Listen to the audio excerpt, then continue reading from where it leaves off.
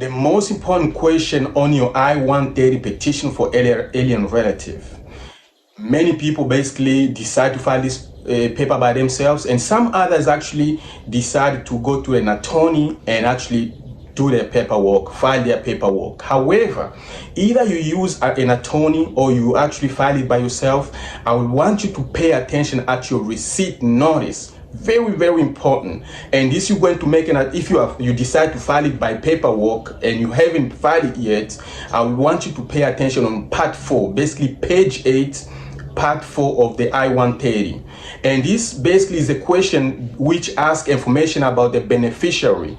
If you are basically filing the paper form, you have to pay attention again on page 8, question number 61B, which asks about the state, which state your beneficiary will be receiving their benefit. This part is so important because it basically asks a very, very important question about whether your beneficiary is in the US and they are going to adjust their status to a permanent resident in America, or whether the beneficiary is abroad and they are going to adjust their status to a permanent resident, or they are going to get their visa or immigrant visa at the embassy. So this question is very, very, very critical. A lot of people, just within this month, I have about 6 people who having the same mistakes.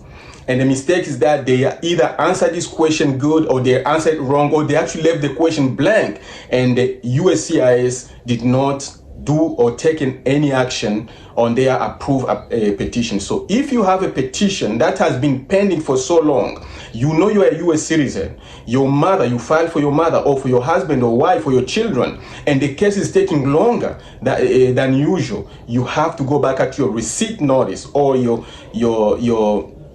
form I-797, which is a notice of action, and look at the classification. How did they classify your petition? This is number 1. And if you made a mistake, this is a mistake you can basically, if your paper is not yet approved, you can look at that particular section and just write to immigration, look at your receipt notice, right on the bottom, there's an address, and write to them and inform them that there's a mistake here, please fix it. Immediately they will fix it. You might wait within 90 days for you to get, for them to fix it. Now, a lot of people tend to call immigration over the phone trying to fix it. That will never work. You have to write to them. And if you did it online, you can go back online and basically write to them and inform them that there was a mistake here, I want to fix it. And they will fix it for you for free. However, if your petition has been approved, then you're going to have a really issue.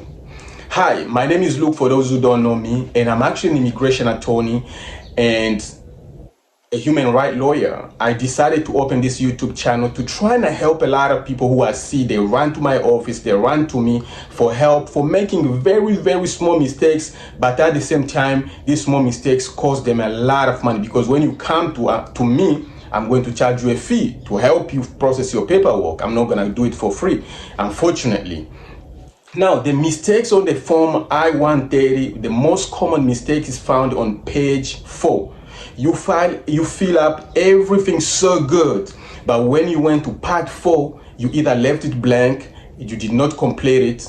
Part 4, page 8, part 4. And this is basically asking information about the beneficiary, the person you're filing for. If you file a paper form, it's going to be on basically page 8.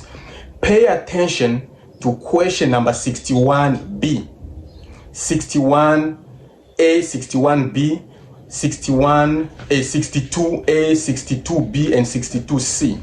Very, very important, because if the person is adjusting in the US, you're going basically on question 61A, you're going to say the city where they be adjusting their status. If for instance they are from Pennsylvania, you're going to say city Philadelphia. If they are from Philly, you're going to say the city and the state, Pennsylvania, city Philadelphia, and the state is Pennsylvania. You have to make sure you really select this and inform the immigration where the petition is going to be adjudicated, once they adjudicate your petition, where they're going to process it. Very, very important.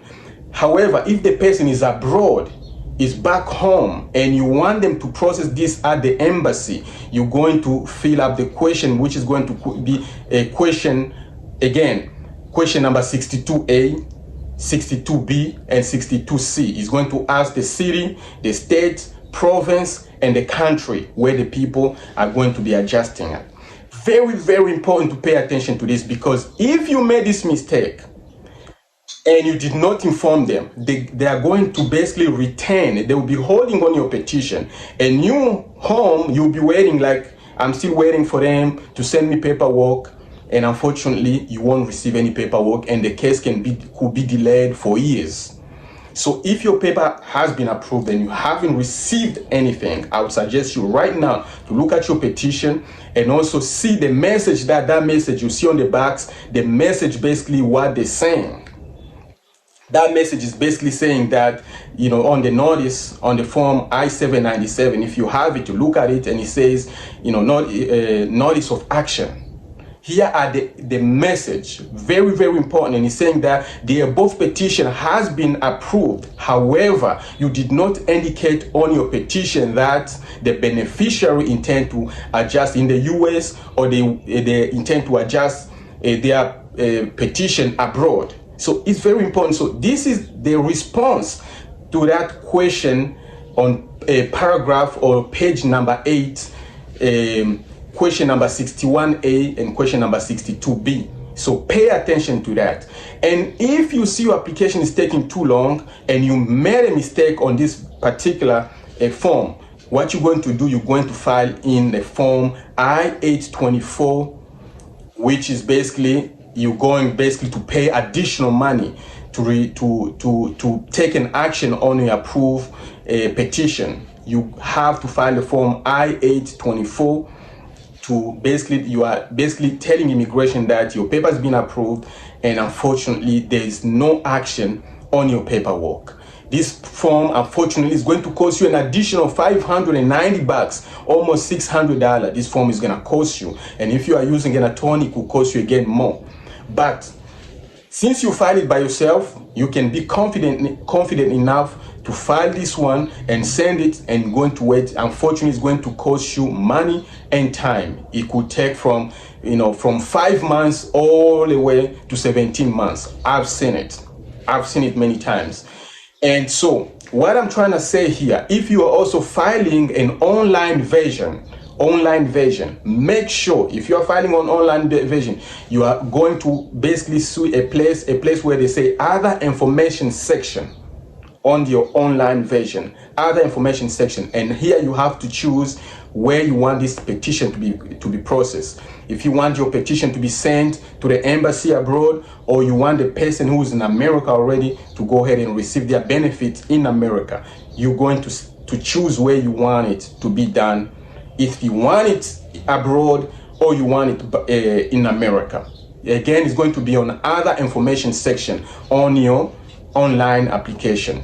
So guys, if you need any help, you don't know what to start, you don't know what to do, you are really confused, feel free to inbox me, feel free to contact me. My phone number is right there, and I'll be more than happy to help you.